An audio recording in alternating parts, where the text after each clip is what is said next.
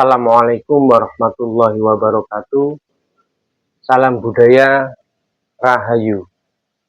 Wadyabala, di kali ini kita akan membahas atau menyampaikan metode yang dilakukan oleh Wijaya WT dalam menyampaikan informasi kesejarahan Syekh Jumadil Kubro, tokoh-tokoh bangsa, leluhur-leluhur bangsa Indonesia atau para penyebar-penyebar Islam yang ada di Indonesia, raja-raja yang ada di Nusantara, khususnya Tanah Jawa. Bagaimanakah Wijaya WT dalam melakukan analisa dan menyampaikan kesejarahan informasi yang telah didapat. Karena ilmu sejarah sebenarnya ilmu yang terbuka, siapapun bisa mempelajarinya dengan cepat. Karena tidak terlalu spesifik dalam keilmuannya yang sangat rumit. Akan tetapi ilmu sejarah dan ilmu yang terbuka bagi siapapun yang berminat itu akan cepat memahami dan bisa menyampaikan, asalkan dengan metode-metode yang benar juga. Wadyabala, dalam menyampaikan sejarah yang akan kami rangkum dan diurut mulai dari penduduk awal Pulau Jawa atau kerajaan-kerajaan yang memimpin di tanah Jawa, nanti akan kita ulas dengan data-data yang dimiliki. Yang kita khususkan dalam hal ini adalah data-data internal. Kenapa kita katakan dengan data internal? Karena data-data yang ditulis oleh pelaku-pelaku sejarah di kerajaan, yang mana kerajaan-kerajaan ini adalah pemerintahan sebelum NKRI berdiri. Sehingga Wijaya WT menyebutnya dengan data-data internal dan primer, ditulis, dicatat dengan sistematis dan terstruktur dari zaman ke zaman tanpa ada fatroh. Contohnya mulai dari Majapahit, pindah ke Demak, pindah ke Kerajaan Pajang, pindah ke Mataram Islam, hingga sekarang sampai ke Sunanan Surakarta Hadiningrat, itu ditulis dengan urut, secara sistematis, secara terstruktur oleh para pujangga, oleh para pejabat-pejabat kepemerintahan era dahulu. Wadyabala, dalam hal ini kita contohkan dalam kesejarahan Syekh Jumadil Kubro, sesepuh wali tanah Jawa dan leluhur-leluhur wali-wali di tanah Jawa, dan juga dikenal sebagai leluhurnya raja-raja tanah Jawa seperti Keraton Surakarta Hadiningrat. Nanti akan kita jelaskan hingga ke Keraton Surakarta Hadiningrat bagaimana migrasi atau perjalanannya Syekh Jumadil Kubro hingga akhirnya berdirilah Keraton Surakarta Hadiningrat oleh para penerus-penerusnya. Wadyabala, metode dalam penelitian sejarah itu ada tata caranya tersendiri. Dalam penelitian sejarah dengan serangkaian aturan, dengan prinsip-prinsip yang sistematis yang digunakan untuk mengumpulkan, meneliti, dan menyajikan sumber sejarah secara efektif. Metode ini dilakukan dengan berbagai cara, seperti memilih topik. Nah, yang kita pilih kan topik dalam kesejarahan dan budaya. Maka kita pilih data-data sumber-sumber yang meliputi tentang sejarah budaya. Lalu mengumpulkan sumber-sumbernya. Lalu melakukan penelitian hingga penulisan kalau ingin menjadi penulis. Nah, channel ini hanya sebatas menyampaikan data-data yang terkumpul. Akan tetapi data-data ini adalah data-data internal dan data-data primer serta sekunder yang ada di kerajaan-kerajaan yang kita sampaikan. Wadyabala, tahapan yang pertama yaitu heuristik atau mengumpulkan sumber. yaitu mencari dan mengumpulkan sumber-sumber sejarah yang relevan, tidak berdasarkan mimpi, petunjuk gaib, atau orang kerasukan, dijadikan dasar sumber sejarah. Ini berbahaya kalau tiga poin ini tadi, yaitu dengan metode kesurupan atau kerasukan jin, petunjuk gaib atau mimpi, ini digunakan seperti oleh oknum-oknum di luar sana, ini akan menyesatkan pemahaman dan merusak tatanan sejarah yang sudah terbentuk atau merusak kesejahteraan aslinya.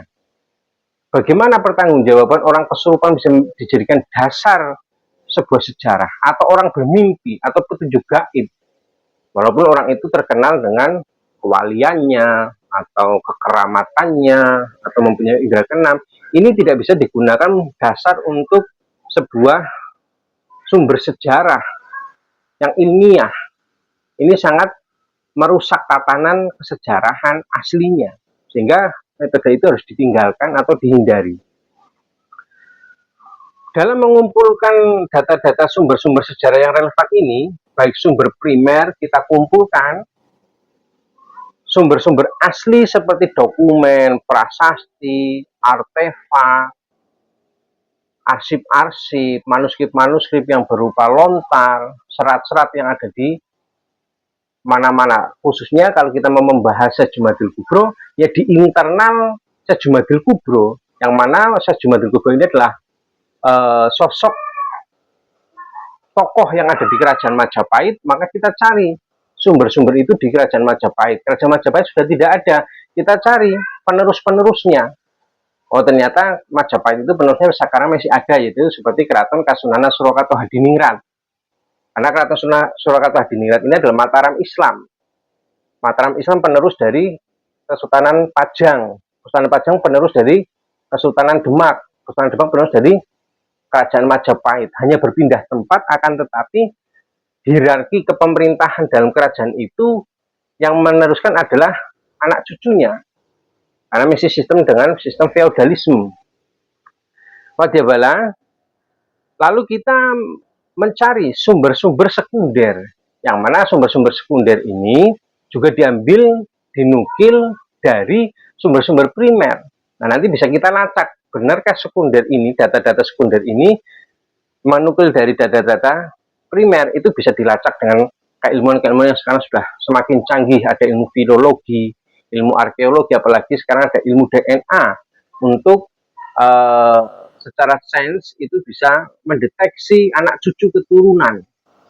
Ini tidak bisa kita hindari. Nah, lalu dalam metode tahapan heuristik atau pengumpulan sumber itu juga bisa kita ambil dari sumber internal dan eksternal. Sumber itu juga diambil datanya dari primer, di tokoh yang mau kita bahas atau yang kita mau teliti itu datanya ditulis oleh beliau sendiri, tokoh yang akan kita bahas, atau ditulis oleh orang terdekatnya di zamannya. Itu namanya data primer yang sezaman atau data sezaman. Atau data sekunder, ditulis berdasarkan buku-buku sejarah atau buku-buku yang ditulis setelah eranya jauh, tokoh yang akan dibahas atau yang akan diteliti, akan tetapi berdasarkan sumber-sumber sebelumnya. Dan itu juga bisa diambil dari sumber eksternal, dari luar. Tetapi utamakanlah dahulu sumber internal dan sumber primer. Itu akan lebih mendekati fakta kesejarahan yang ada. Lalu tahapan yang kedua adalah setelah kita melakukan pengumpulan data, kita melakukan yang kedua adalah verifikasi titik sumber, kita analisa, kita teliti dari berbagai data yang kita kumpulkan, data-data yang paling mendekati kebenaran atau yang paling objektif, yang bisa dijadikan dasar rujukan sumber kesejarahan, itu yang mana kita verifikasi, kita pilih, tidak asal-asalan.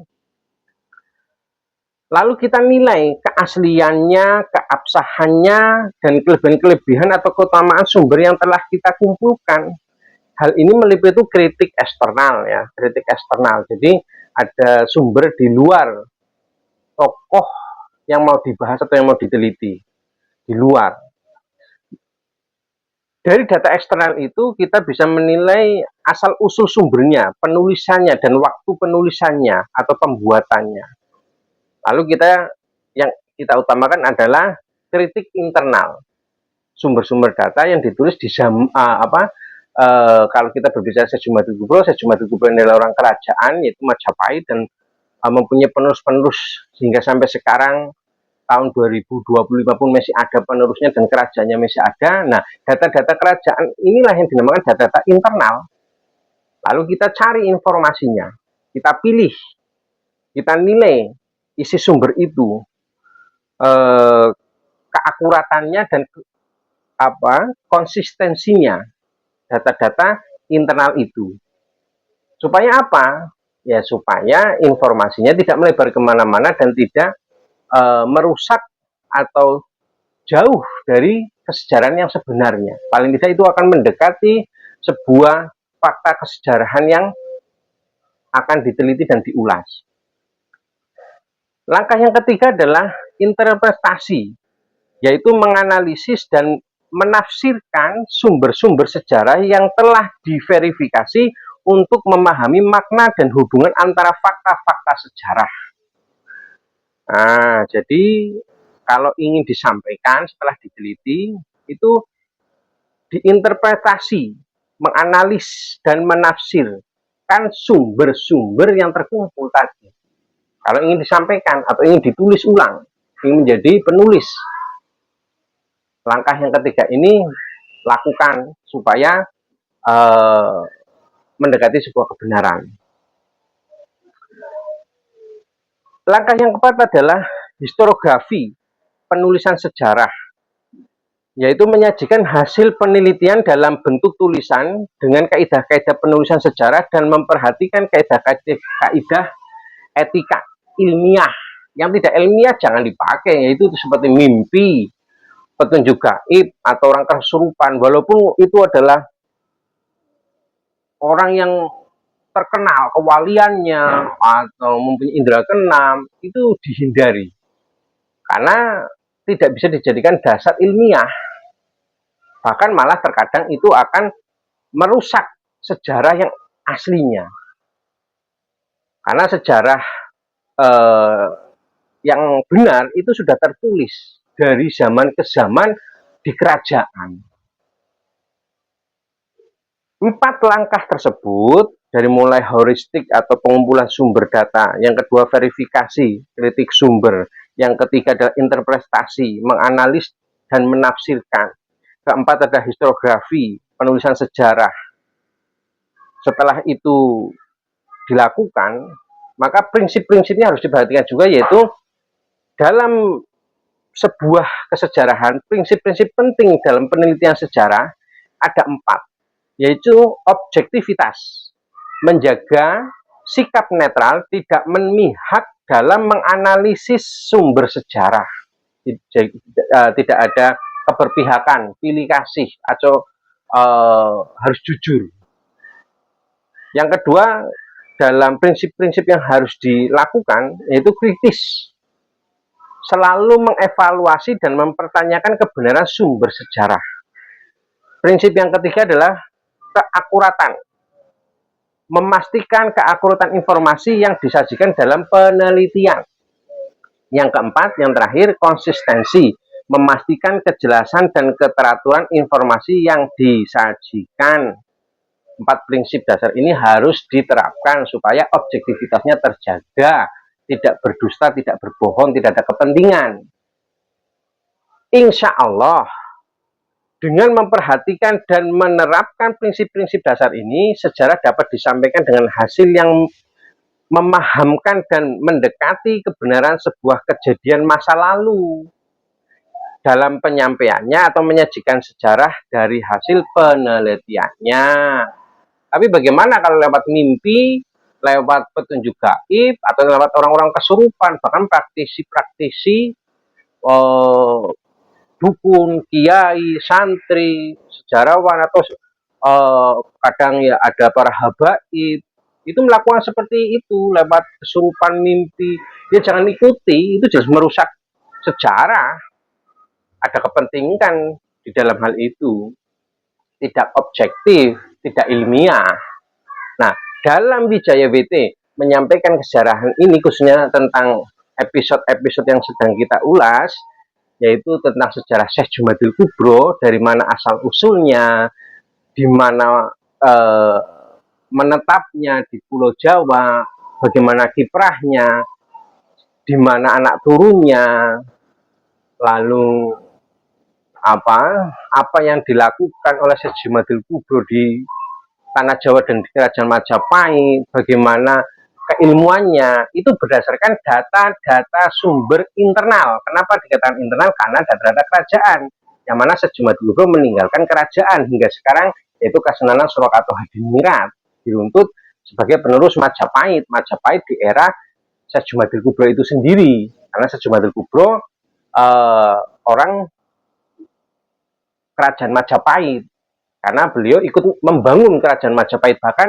di dalam sebuah salah satu data-data keraton, Syekh Jumadil Kubro, Syekh Abdurrahman yang dikenal dengan sebutan Adipati Tejalaku yang ada di Tuban, leluhurnya Sunan Kalijogo, Syekh Wahdi yang kembali ke Jeddah, yang mana Syekh Wahdi ini kembali ke Jeddah menjadi imam mufti di Jeddah. Beliau adalah leluhurnya Sunan Kudus, dan Syekh Wahdi adalah mertuanya Syekh Ibrahim Asmoro Kondi, lalu Syekh Kaji Santang, dan Pangeran Atas Angin di Pajajaran. Ini beliau ikut membangun Pajajaran bahkan sebelum Majapahit berdiri, sehingga ini dikatakan data-data sumber-sumber internal, dan ada data-data primernya, karena di dalam kerajaan itu nanti ada hierarki susunan kepemerintahannya, ada raja, ada patih, ada brahmananya, ada resinya, ada jaksanya, ada pujangganya. Itu dijelaskan mulai dari Sri Prabu Ajisaka sampai Prabu Jayabaya, sampai ke Majapahit, sampai ke Demak, sampai ke Pajang, ke Mataram, sampai ke Surakarta Hadiningrat. Susunan kepengurusan dalam kerajaan itu ada. Itulah mungkin kalau yang dalam hasanah pesantren atau hasanah pendidikan disebut dengan sanad. Nah, itu struktur silsilah kerajaan dalam penulisan data-data yang ada di keraton. Wadyabala dimanapun Anda berada, metode ini yang dilakukan oleh Wijaya WT. Kenapa yang dipilih data-data dari keraton, yang mana Wijaya WT sudah melakukan pembanding data-data eksternal yang di luar, yang tadinya kita membaca dan meneliti dan mewawancarai data-data dari tokoh-tokoh sejarawan di luar, dari akademisi, bahkan data-data dari habaib-habaib yang sempat mengklaim Wali Songo sebagai Ba'alawi, ternyata tidak. Bahkan organisasi yang mengklaim Syekh Jumadil Kubro dari Yunan, kita juga berkomunikasi, kita lihat datanya. Itu yang kita pilih data kerajaan, karena data kerajaan yang tadi kita jelaskan bahwa Syekh Jumadil Kubro meninggalkan peninggalan kerajaan itu yang hingga sekarang masih ada, yaitu Keraton Kasunanan Surakarta Hadiningrat. Silakan share, subscribe, dan like sebanyak-banyaknya untuk memberi semangat kami dalam mengkaji dan menyampaikan sejarah budaya bangsa. Kalau ada kritik sumber, ada informasi, silahkan isi di kolom komentar untuk lebih membangun channel ini lebih kreatif, inovasi, lebih maju lagi ke depannya, dan mencerahkan masyarakat Indonesia dalam sejarah dan budaya bangsa, agar tidak dirusak oleh oknum-oknum atau kelompok-kelompok yang tidak bertanggung jawab.